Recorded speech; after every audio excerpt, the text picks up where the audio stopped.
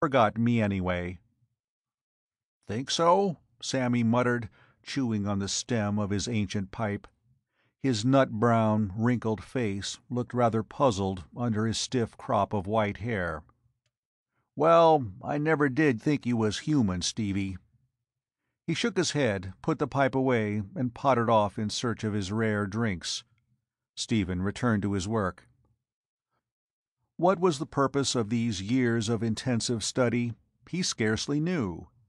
His mind was a vessel to be filled with the clear, exhilarating liquor of knowledge. As Sammy's system craved alcohol, so Stephen's brain thirsted for wisdom. Study and experiment were to him a delight that approached actual ecstasy. As an athlete gets keen pleasure from the exercise of his well-trained body, so Stephen exulted in the exercise of his mind.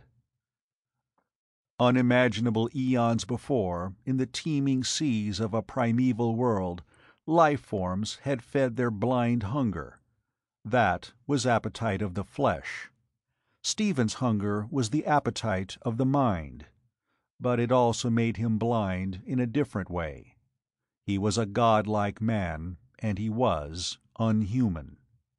By 1941, he was the greatest scientist in the world. Chapter 3. The Earthborn. Before man created gods, Ardath was. In his spaceship, swinging silently around the world, he slept as the ages went past. Sometimes he woke and searched, always in vain, for intelligent life in the land below. The road of evolution was long and bloody. Dark weariness shrouded Ardath as he saw the vast, mindless, terrible behemoths of the oceans. Monsters wallowed into the swamps. The ground shook beneath the tread of tyrant lizards. Brontosaurs and pterodactyls lived and fed and died. There were mammals, Eohippus the fleet and three-toed, and a tiny marsupial in which the flame of intelligence glowed feebly. But the Titan reptiles ruled.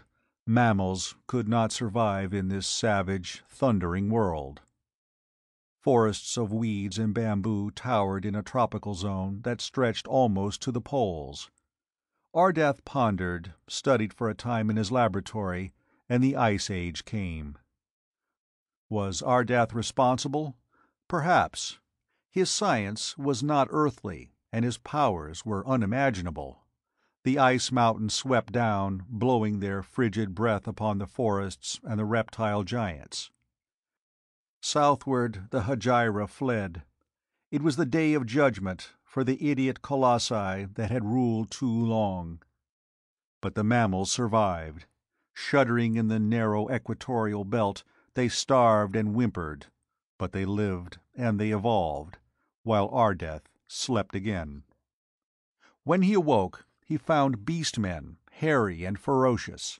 They dwelled in gregarious packs, ruled by an old man who had proved himself strongest of the band. But always the chill winds of the Icelands tore at them as they crouched in their caves. Ardath found one, wiser than the rest, and taught him the use of fire. Then the alien man sent his ship arrowing up from Earth, while flames began to burn wanly before cave mouths. In grunts and sign language the story was told. Ages later, man would tell the tale of Prometheus, who stole fire from the very gods of heaven. Folklore is filled with the legends of men who visited the gods, the little people or the sky-dwellers, and returned with strange powers. Arrows and spears, the smelting of ores, the sowing and reaping of grain. How many inventions could be traced to Ardath? But at last Ardath slept for a longer time than ever before, and then he awoke. Dark was the city. Flambeaux were numerous as fireflies in the gloomy streets. The metropolis lay like a crouching beast on the shore, a vast conglomeration of stone, crude and colossal. The ship of Ardath hung far above the city, unseen in the darkness of the night.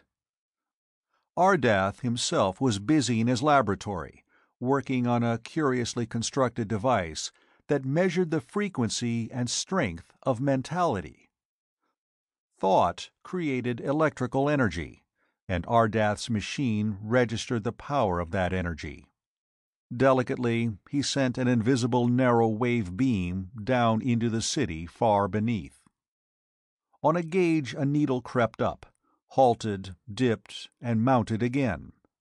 Ardath reset a dial. Intelligent beings dwelt on Earth now, but their intelligence was far inferior to Ardath's. He was searching for a higher level. The needle was inactive as Ardath swept the city with his ray. Useless. The pointer did not even quiver. The mental giant Ardath sought was not here, though this was the greatest metropolis of the primeval world.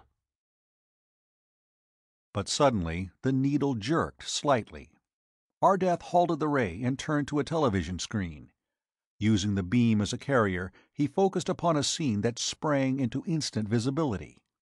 He saw a throne of black stone upon which a woman sat. Tall and majestic, an Amazon of 40 or more, she had lean, rugged features and wore plain garments of leather. Guards flanked her, gigantic, stolid, armed with spears. Before the throne a man stood, and it was at this man that Ardath stared. For months the Kyrian ship had scoured the skies, searching jungles and deserts. Few cities existed. On the northern steppes, shaggy beast-men still dwelt in caves, fighting the mammoth. But the half-men and the hairy elephants were rapidly degenerating.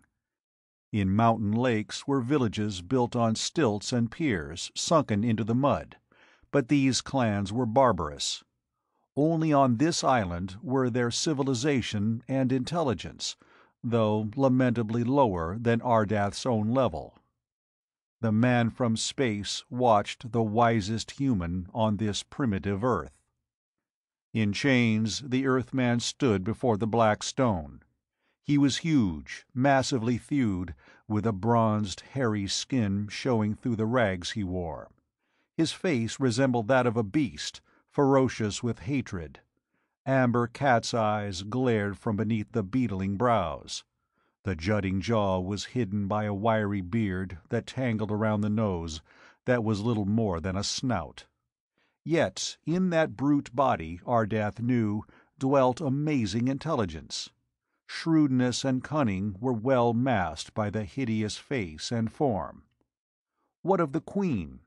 Curious to know, Ardath tested her with his ray. She, too, was more intelligent than most of the savages. These two are enemies, Ardath thought, and I imagine that the man faces danger or death. Well, what is that to me? I cannot live in a time where all are barbarians. It is best that I sleep again. Yet he hesitated, one hand resting lightly on the controls that would send the ship racing up into space. The barren loneliness of the void, the slow centuries of his dark vigil, crept with icy tentacles into his mind. He thought of the equally long, miserably lonely future. Suppose I sleep again and wake in a dead world. It could happen, for my own home planet was destroyed. How could I face another search through space? Theron and the rest had each other. He turned back again to watch the two people on the screen. They are intelligent, after a fashion, and they would be companions. If I took them with me, and we woke in a lifeless time, they could bring forth a new race which I could train eugenically into the right pattern. The decision was made. Ardath would sleep again in his ship, but this time not alone. He glanced at the screen, and his eyes widened. A new factor had entered the problem. Hastily, he turned to a complicated machine at his side. As Thordred the usurper stood before the throne of his queen, his savage face was immobile. Weaponless, fettered, he nevertheless glared with implacable fury at the woman who had spoiled his plans.